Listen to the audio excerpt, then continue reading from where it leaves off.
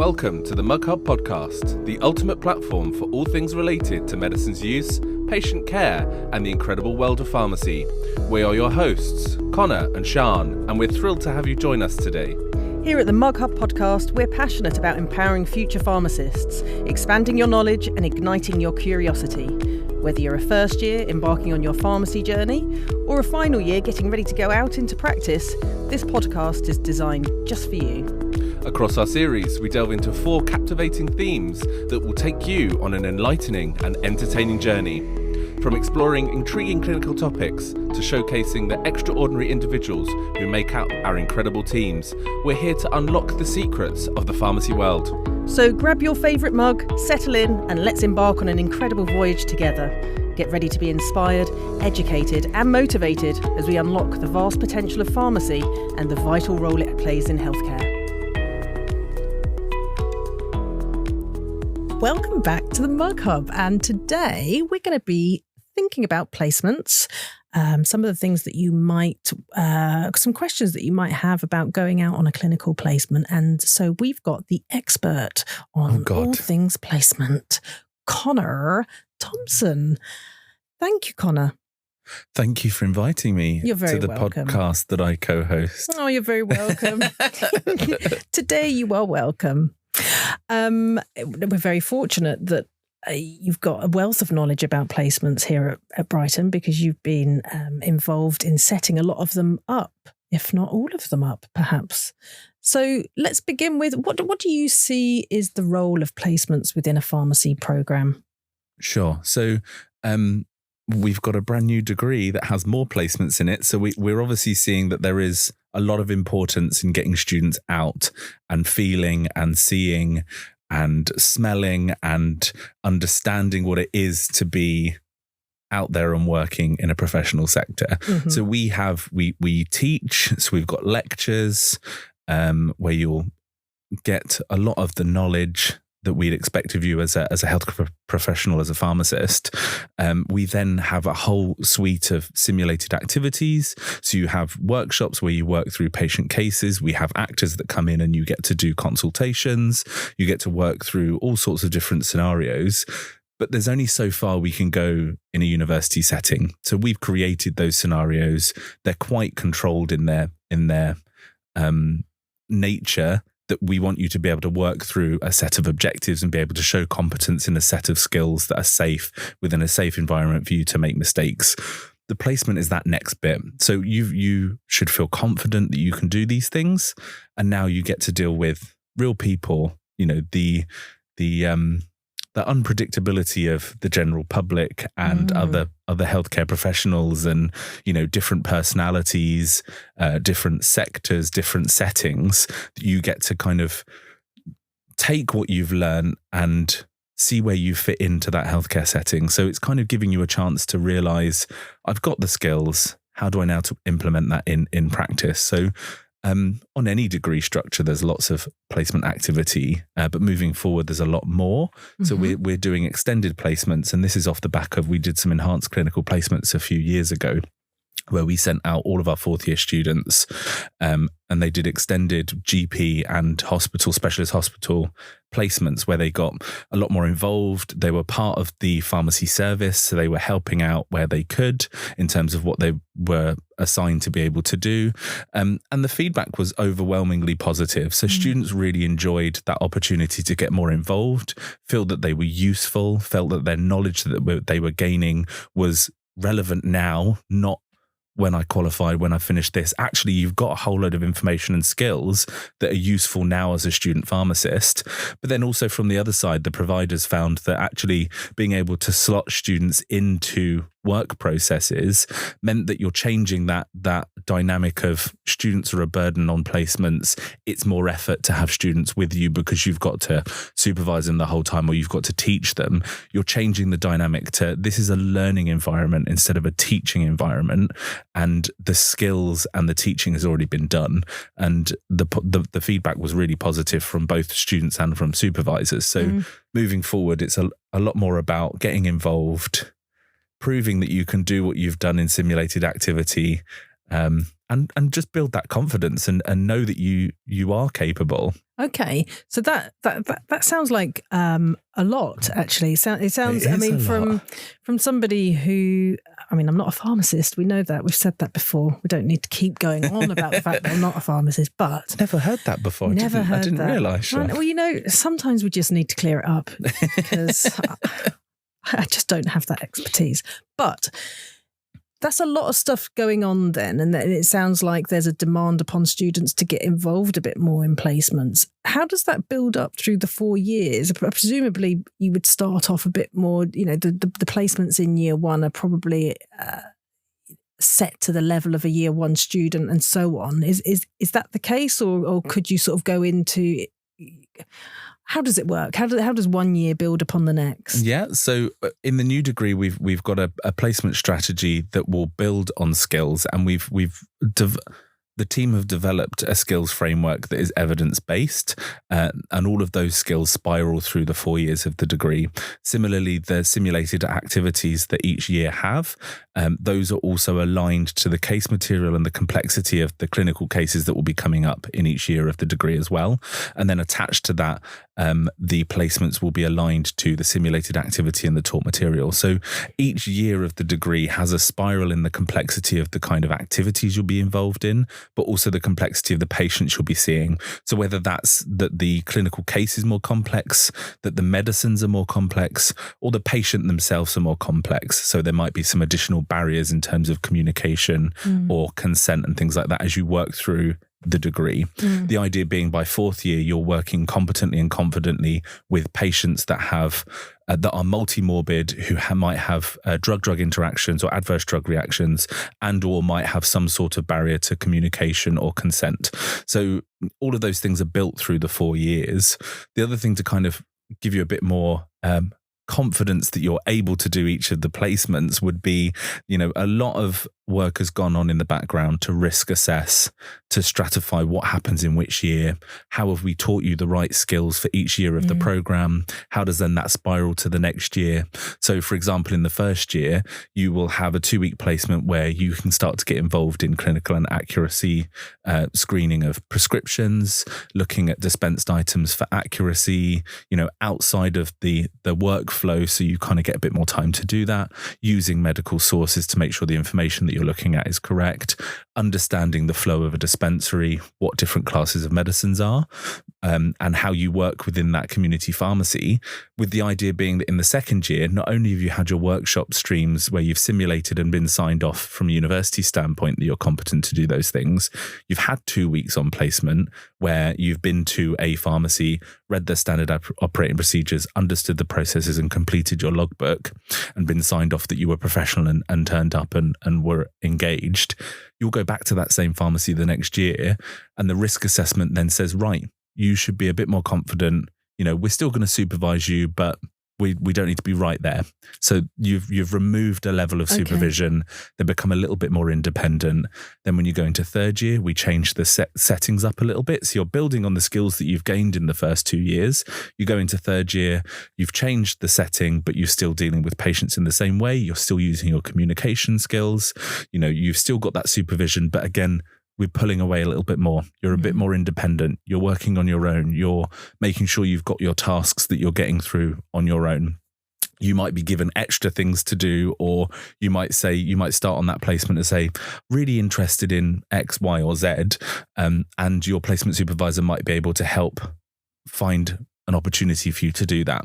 The idea being by the time you get to fourth year, you should be independently working, making decisions that you run past your supervisor, and feel confident in the fact that you have justified the things that you're doing and that you are, you know, self-sufficient in your learning.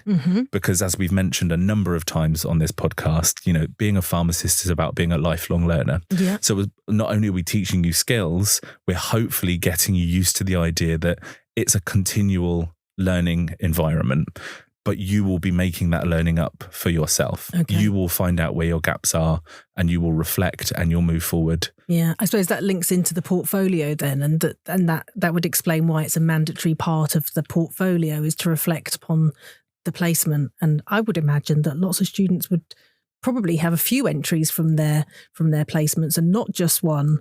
Because, I mean, just sort of thinking about it, that's you're being put into a situation which is probably unfamiliar to most students. And certainly being asked to do things that would be quite unfamiliar, familiar from the simulation point of view, and you've gone through it in the workshops, but actually doing it in practice might put some people out of their comfort zone. So yeah, big opportunities to reflect on how that went, I would think. But then also realizing, so I totally agree. And then also that the errors happen, things go wrong, you'll get feedback. You know, we're all human. I've been given feedback many a time where I thought I was doing. Yes, of course. I welcome feedback, because how else are you going to improve if you don't know where your weaknesses are? So I think something can be said about how you give that feedback. Why are you looking at me with this? It's like I've given you some feedback that made you upset. I don't know. Have I? No. Okay. Not yet. Not yet. We'll think about it. But I think that reflection can come from any area. So it's not necessarily something I've learned or something I've done that's new. Sometimes it might be, I didn't feel confident doing that. Why didn't I feel confident doing that? Or another example is them doing the clinical and accuracy checking of prescriptions that have done it in practice in a simulated setting, got it right 100% of the time. Wicked. I don't make any errors. This is awesome. Go out into practice on placement. You know, the sounds have changed. The space you're using is different. You're no longer sat down at a desk. You're standing up on a bench. You know, there's other work going on. There might be the radio on in the background. There might be some customers in the store. You work through that same process that you've got 100% right before. You're now starting to make mistakes. Yeah. You know, take that time to reflect and say, why am I making mistakes now? What is it that's changed? And what is it that I need to recalibrate for myself? And I've done it plenty of times before as well. And errors happen. Yeah. And it is disappointing when things go wrong. But it's taking that step back and going, what's changed? Yeah. Why, where has my resilience gone in the sense of why can't I tune out sounds? Or, you know, is it something to do with the space that I'm using? And one of the tasks in the first year is about mapping out a dispensary, understanding the workflow in a dispensary. And some of that will be to do with the safety of medicines and making sure that there's a reduction in errors. Some of that will be to do with, you know, workflow in terms of different processes going on in the dispensary in terms of maybe care home work, outpatient work and what have you. Some of it might be to do with where CD cupboards are kept. Having an understanding of where those different areas are in a pharmacy might make you realize, is there a specific space in that pharmacy that your pharmacist is checking at? Is that where they've picked to check for a reason? Yeah. And I've actually been in stores where there's a very obvious space that the pharmacist that there normally checks at, and I've come in and I'm like, I don't like it here.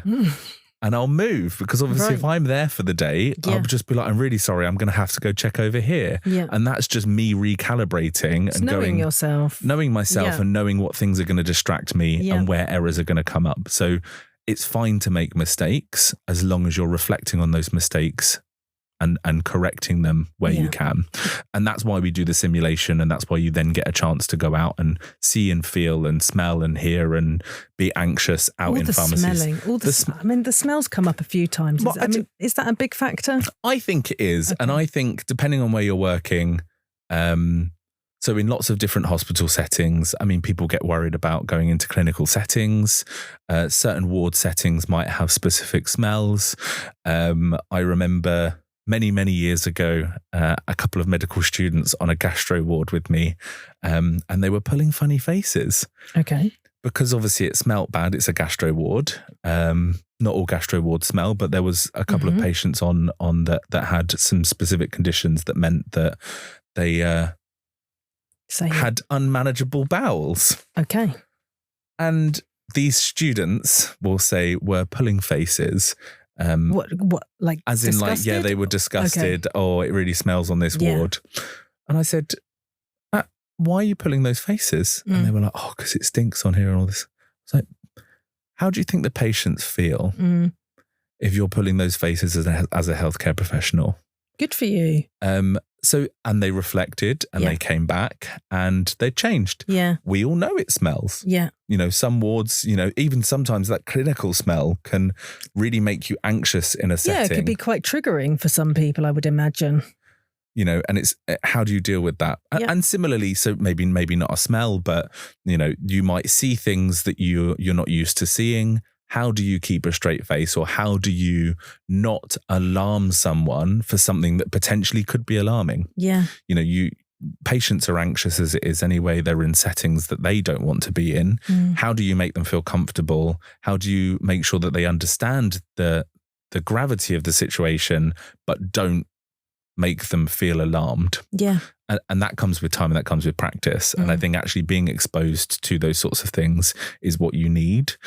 Another thing is in terms of just communicating with people. Okay. So I don't think we do enough in the degree of speaking to actual people.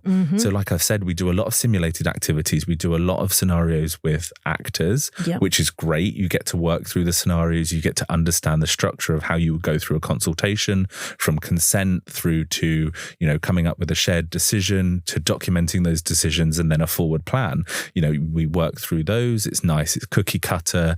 You've got the black and white. You follow your structure. You write it all down. That's not how it works in practice all of the time. You might get somebody who doesn't want to talk that much, or you might have somebody that's a bit angry because they're in pain. You might have somebody that can't communicate with you. You might have to communicate through somebody else.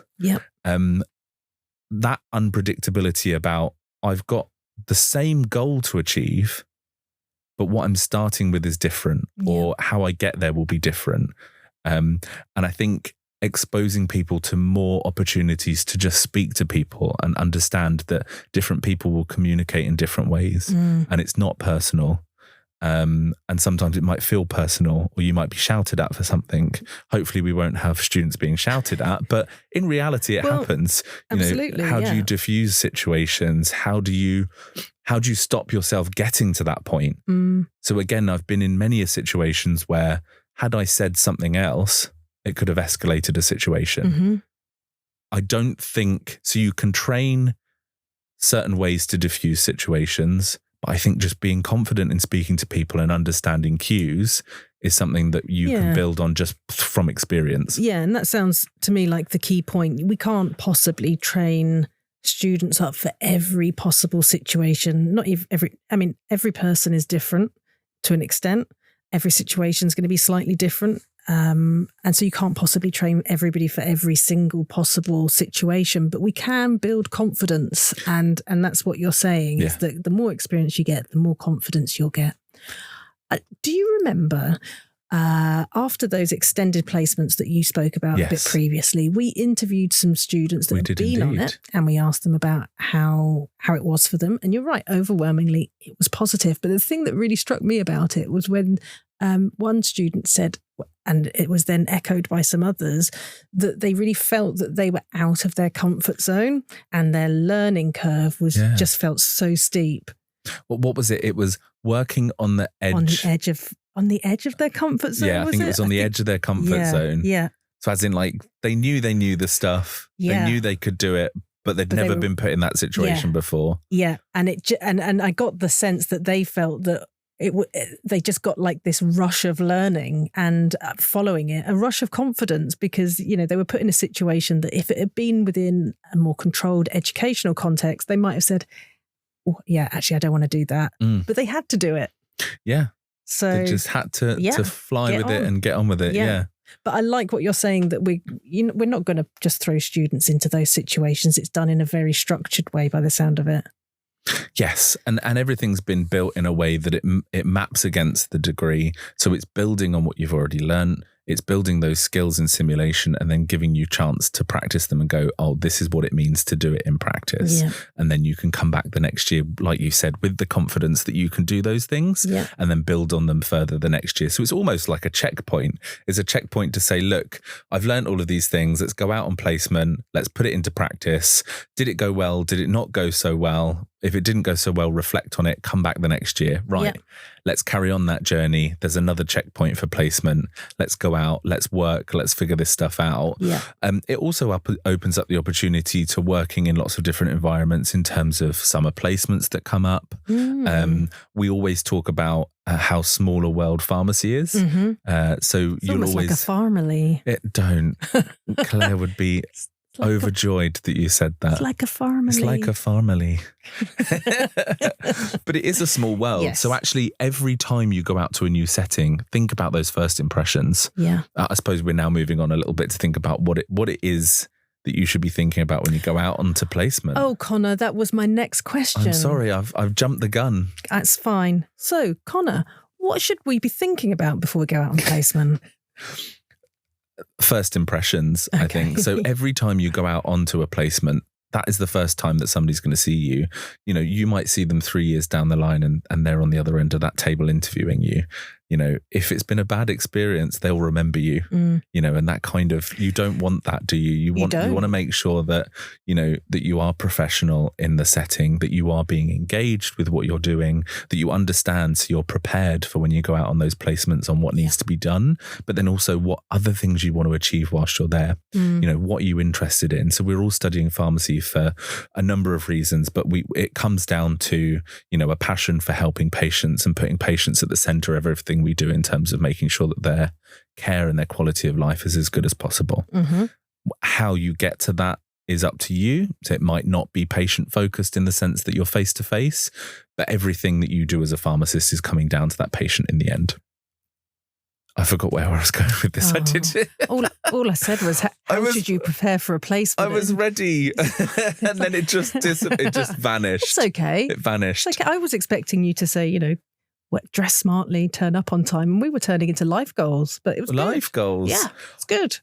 Have an interest in the kind of things that you want to do, and then ask the questions. There will always be, that's where I was going, you know, that whatever your route is in terms of what you're interested in getting involved in, there will be somebody that's had similar thoughts or is in a role that you're interested in. Ask questions, you know. I love that idea of writing down some questions before you go out. You've got your, you know, we provide students with the the placement logbook for them to take on, and we've written the tasks in there of what they should be doing. But yeah, put on some questions that you want answered. Good idea. Well, so questions to start with, but then also as you progress through the degree, they might become objectives of things that you'd like to see. So you might get a chance to see some extra things if you are showing that you were engaged and you're showing that kind of complexity in building what you've done before. Yeah. Oh, I didn't get a chance to do this. Or the other month we were talking about this in such and such a case. Is there any chance that we could see a patient that has diabetes or, I'm really interested in inhaler technique, and I know there's a whole new set of inhalers that have come out and I haven't seen any of them in practice. You know, do you mind just highlighting if there's a respiratory ward or, you know, some demos that we could go through? Yeah. Because if you show that enthusiasm, you'll get that enthusiasm back doubled. Yeah. And again, I think if you add to that, like you said, professionally dressed. So we have a dress code policy. It's there for a reason. You need to look professional, but also be comfortable. So you have to be comfortable and professional because you're going to be working in that setting all day. Yes. But also people are going to look at you. So people are going to be looking at you. At me? Yeah, well, I hope so. I mean, I am going to issue every student with a poster of me to take with them that they can show around. Hold up in the dispensary. Yeah. I mean, I don't see a problem with that, really.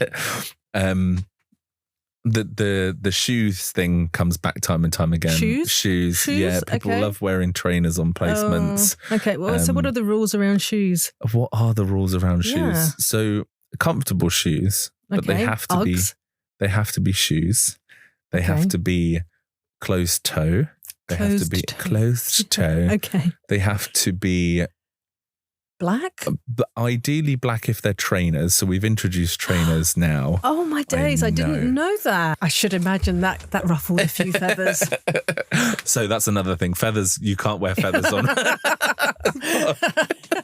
Oh, my trainers with the feathers on aren't going to go down well. No, they're not. Okay. But being comfortable. So again, like, don't wear 6-inch heels. I never have. No, don't do Literally it never because have. it's not comfortable. Yeah. And, you think about what could go wrong in terms of falling over in those. And also you might be standing up all day. So short heels if you can. Or no heels. Or no Presumably heels. are also allowed. No heels are allowed as well.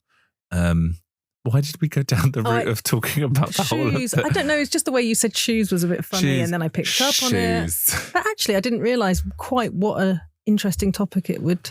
Do you think? Unravel. So we created a dress code policy that is based on all of our local providers for placements. So we've taken all of the good bits of the placements dress codes and made our own dress code policy. Okay. This takes into consideration lots of EDI aspects to make sure that we are being as inclusive as we can in terms of what the policy says. Yeah.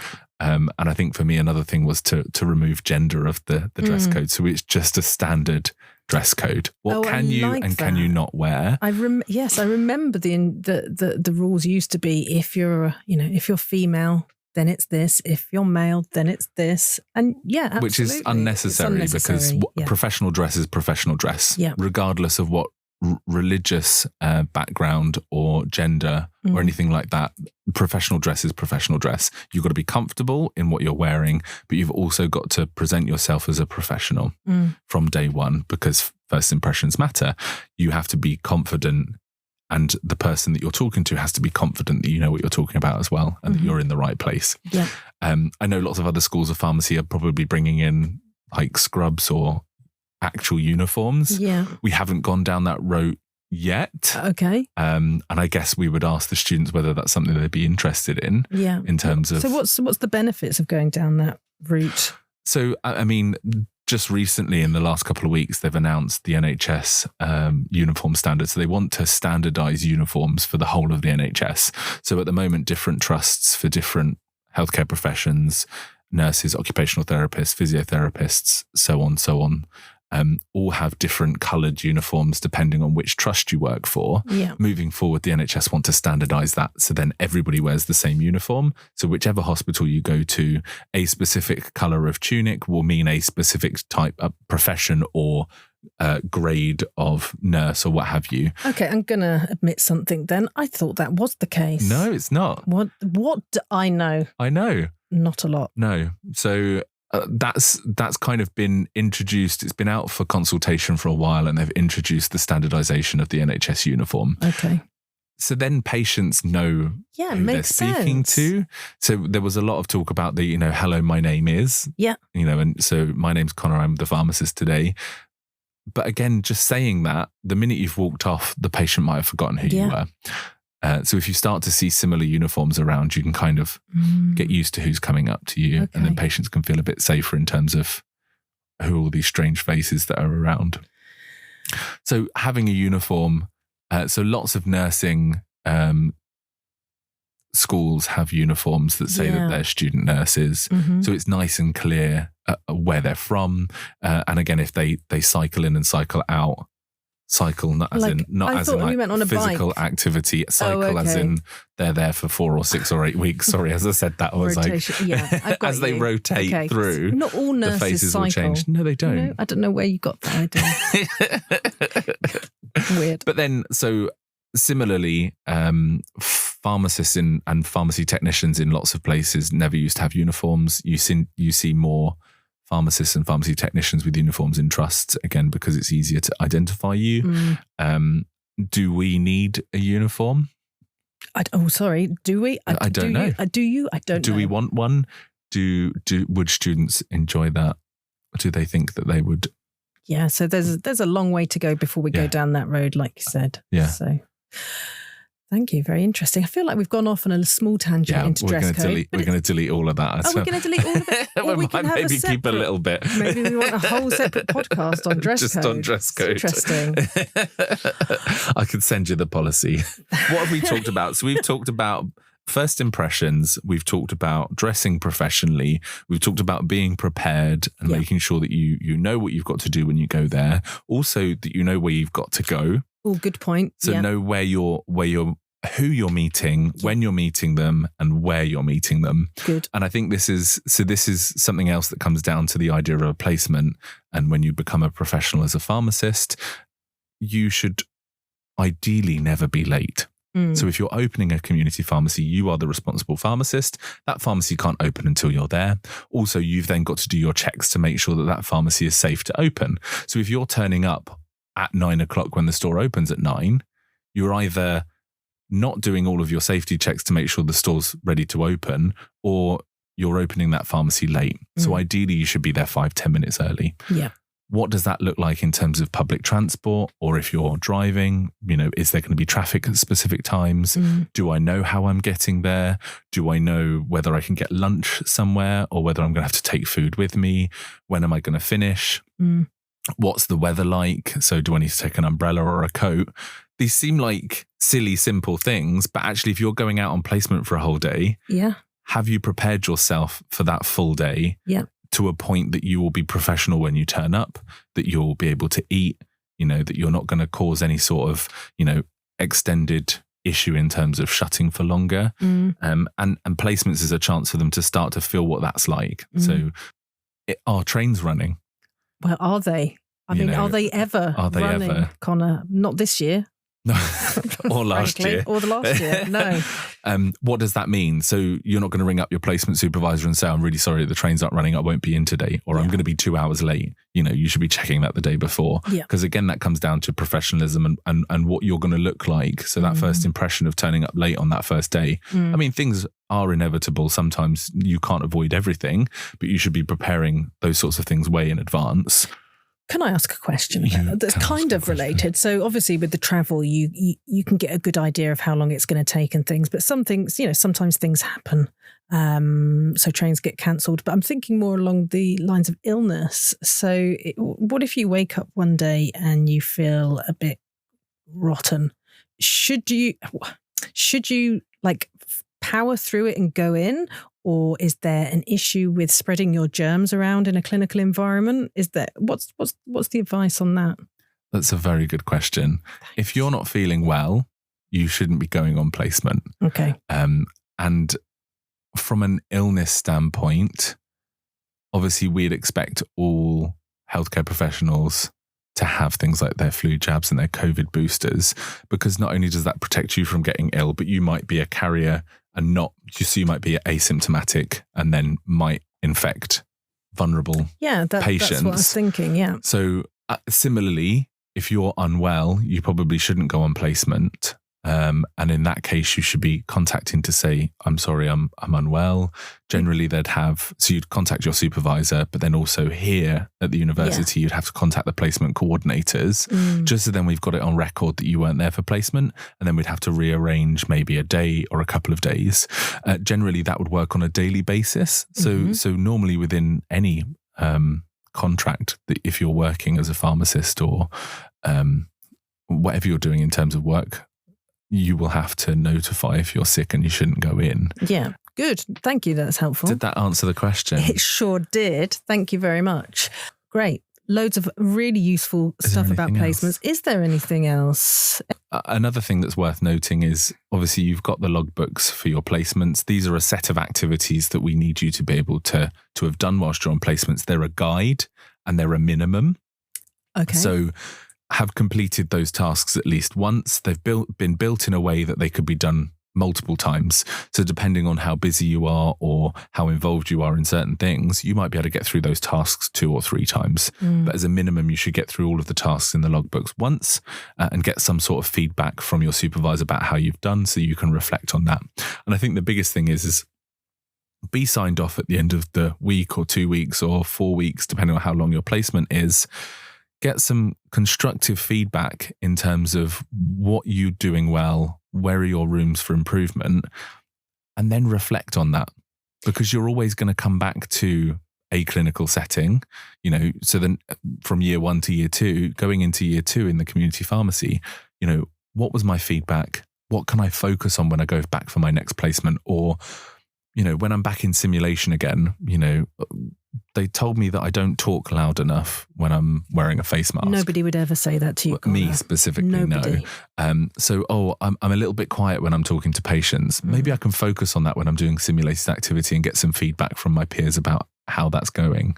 So I think that's a really good point, to ask for feedback. But is the onus on the student to ask the supervisor for the feedback then? Because that could potentially be quite uncomfortable for some students to ask for that, I wonder. Or is it done in a more formal way? So it's within the logbook. So each of your, so we talk about supervised learning events. Mm-hmm. So we've talked about the logbook and the activities.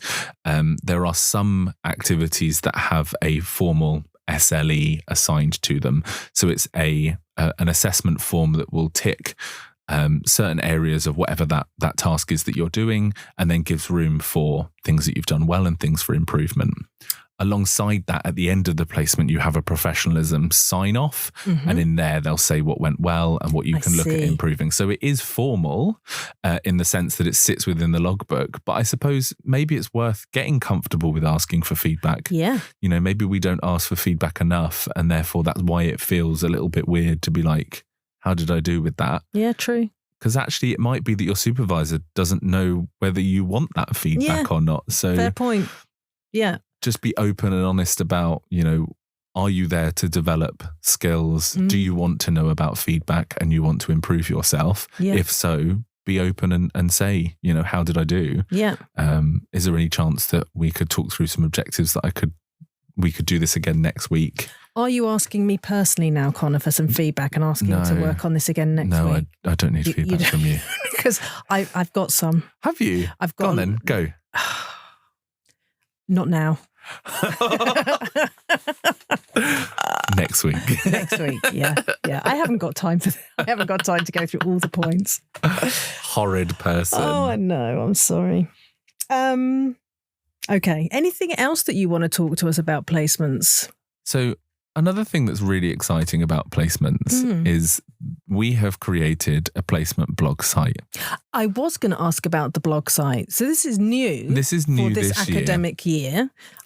And it is fantastic. So our professional placement coordinators have worked really hard in creating a website that allows all students to access all information about their placements. So it has all the fundamental information in there, like risk assessments and statutory and mandatory training and what's expected for you on different levels of the placements.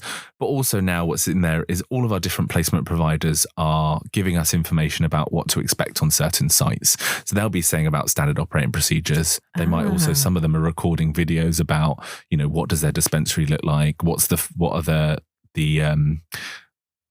the values of the trust? We're giving all of the information. So then students are kind of really engaged in, where am I going on placement? Do I know where I'm going? But do I know the ethos of where I'm going?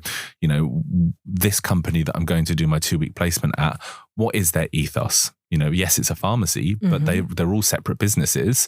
Similarly, within NHS trusts or GP practices, they will have a set of values that are all based on the same kind of things, but they'll be different. So, it's kind of given way more information than we've ever given before to give students a real chance to get as involved as possible in where they are going to do their placements, giving them a chance to be engaged and excited about these places, potentially wanting to go back for future work or summer placements as well. Alongside that, we've also created a blog site for the supervisors and for the placement providers. So in there will be information about all of the student activities, also maybe some training activities for the supervisors to do. And then also a way that all of the supervisors can communicate with each other in terms of, how did they get on with this? I've been struggling with this or what have you, that they can all work together. Amazing. And we can also see if there's some specific things that are coming up that we can build some more infrastructure in certain areas where there might be troubles, and also start to build some FAQs to develop training moving forward. So that sounds brilliant. Sounds really useful for students and for providers and for the university to get that feedback. So how would a student access that blog site? So it's in the module area. Oh, is it? So the clinical and professional skills modules that sit within each year of the degree, this is where all of the placements are housed.